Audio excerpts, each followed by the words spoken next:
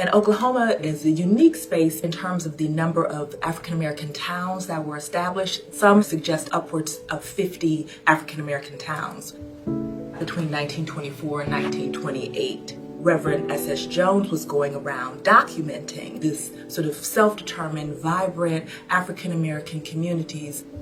You see the African American educators, doctors, lawyers, landowners, oil barons. And I think that's what's so remarkable about this footage. To think that individuals, how many years out of slavery, are now owning oil wells that are producing 2,000 barrels a day. Is that not the ultimate American dream? Is that not the ultimate American story?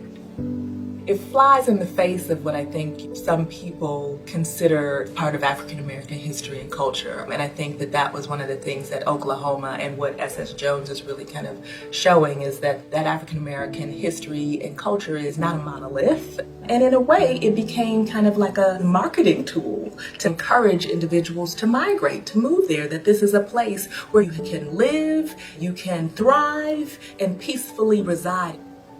There were still palpable racial tensions. There are lynchings, there's Jim Crow, segregation, there's all of these things, and you still have an African American community, or many communities, that really speak to the fortitude and resilience of Black people in this country.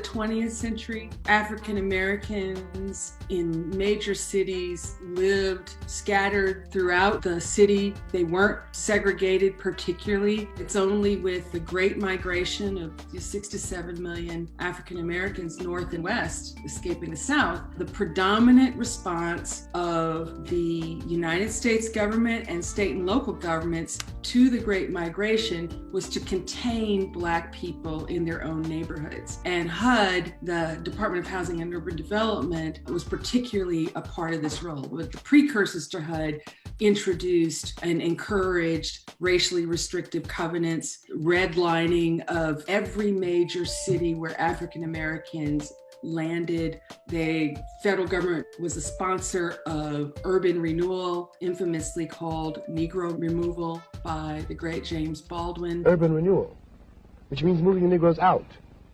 It means Negro removal. That is what it means. And the federal government is an accomplice to this fact.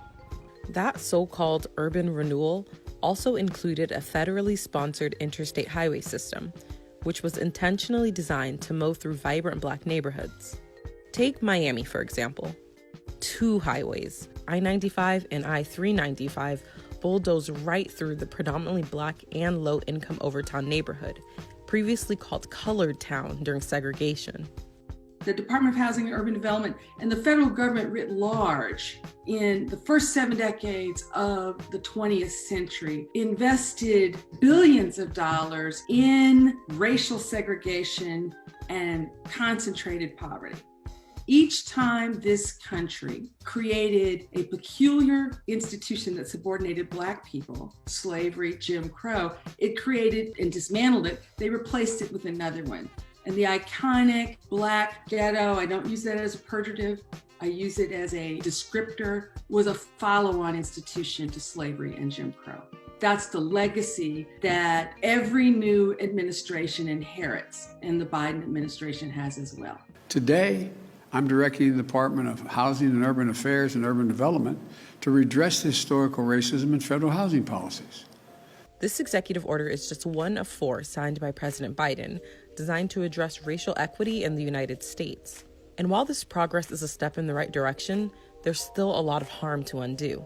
Segregation started coming down after the passage of the Fair Housing Act of 1968, which actually only got passed in the wake of Dr. Martin Luther King's assassination. In 1980, 8 out of 10 Black people would have had to move in order to be evenly integrated within metropolitan areas. Half of Black people who live in metropolitan areas still live in neighborhoods of high segregation. So we've had modest improvement, but segregation persists. And economic segregation has spiked since 1970. The so-called American dream is only working for a relatively small slice of the population that can afford to buy their way into what I call gold standard neighborhoods that have the best of everything. And everybody else struggles, and the Black poor struggle the most. So what happens now? Well, some advocates are hopeful.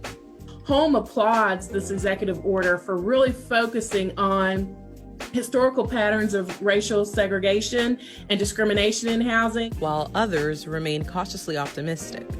Here's Professor Cashin's suggestion. I don't take credit for this, but I applaud it. There should be an equity analysis. The federal government spends so much money, it should track who's getting it by neighborhood, and it should pursue racial equity in the distribution of resources. There's been a lot of movement at the local level on this. For the example of Baltimore, they did an equity analysis and found that they were spending 4 times as much money in majority white neighborhoods as in majority Black ones. I think we're in this moment where people are waking up, sad to say, because of the slow execution of George Floyd, to the realities of systemic racism. And I believe there is an ascending majority multiracial coalition that wants something better than a separate unequal nation that overinvests in some neighborhoods and disinvests and preys upon people in other neighborhoods. I'm hopeful, but you can never stop working for and organizing for the country you want.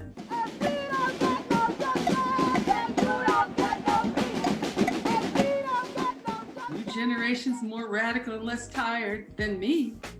There's always another generation coming.